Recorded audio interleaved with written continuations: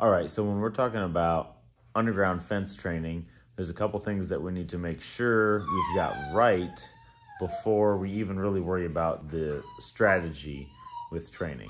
So we need to make sure that we've got the correct contact points. There's a lot of different options out there, right? And this isn't all of them. These are just a few different types that we use here. So these are kind of your traditional contact points. Some of them are for thick hair, long hair, longer hair, right? And then you've got some more oddball things like this that'll give contact through that hair a lot better. These are obviously a little bit more pricey, but these can be really great options for dogs that you're struggling to get consistent contact even with like these type of points. Another very important thing is your e-collar fit. Okay, so for this to work, both of these have to have contact on your dog's neck. If one of them has contact and the other doesn't, there's nothing happening. There's no communication going from the collar. Doesn't matter which one it is, they've got to both. They can't just have one, you gotta have both, okay? So if you've got a loosely fit e-collar, right now, this is a loosely fit e-collar, there's gonna be times where you have a connection, right? Like right now, I've got a connection. Both of these are on my skin. But if I turn, I have no connection, right? So if I do this, I've got connection. If I do that, I don't have connection. So you cannot have a loosely fit e-collar or underground fence collar on your dog and expect it to communicate consistently. If it doesn't communicate consistently, then your dog is always going to test, is this the time it's gonna work or not? So then you're not gonna have consistent behavior out of your dog. They're gonna always be thinking and guessing and testing.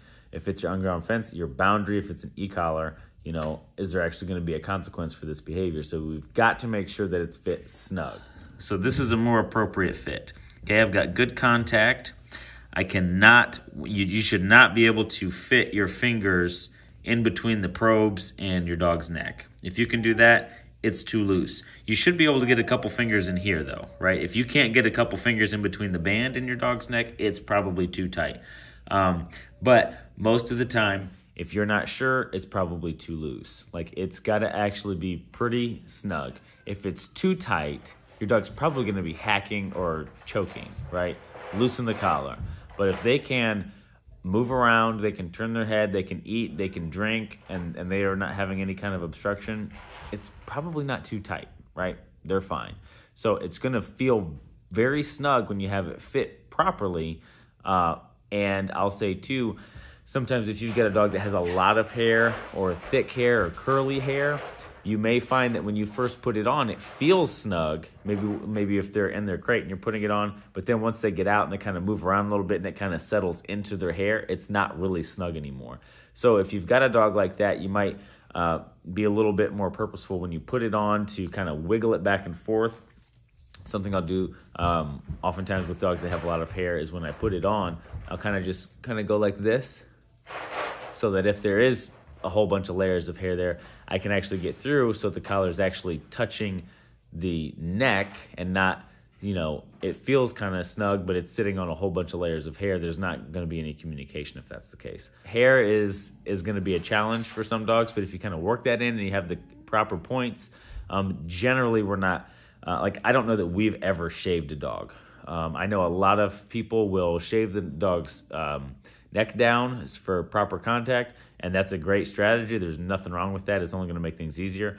But I think if you have the correct contact points and you work it in, spend a few seconds here each time you put it on and each time you rotate it, you should be able to find something that's going to give you good contact without shaving your dog's neck.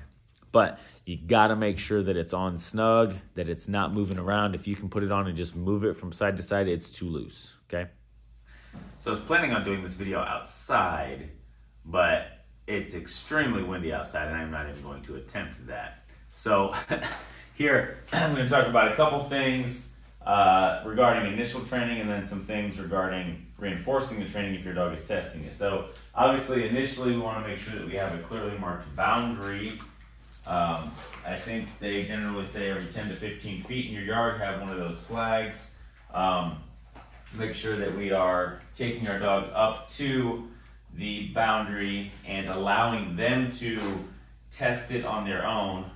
We're not like walking them up and pushing them into the boundary so they get the correction.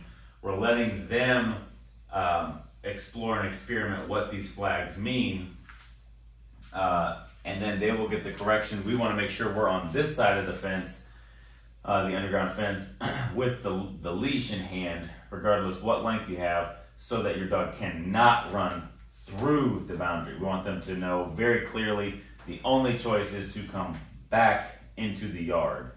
And then we will gradually take these out. After your dog's respecting that boundary, we'll take every other flag out. So there's less, and then we'll take every other out. So there's less, and during this process, they're developing stronger associations with the surrounding objects in your yard and smells and etc. Right? And then they get comfortable with this. They still are respecting the boundary. We're going to take every other out. So now we've hardly got any. And then at this point, you know, depending on your yard, maybe you'll take every other out again. But when we remove these, our dog should be very familiar with where the boundary is. If they ever get sloppy in training, it might not be a terrible idea to kind of revisit that phase where we have the flags out. But if you think your dog knows where the boundary is and they're just testing it, I would make sure that our correction is turned up to the highest level possible and our field is turned up to the highest width possible, because we don't want our dogs to get through that boundary at all. And then I would go, this is a 30-foot long line, so this is just lightweight nylon.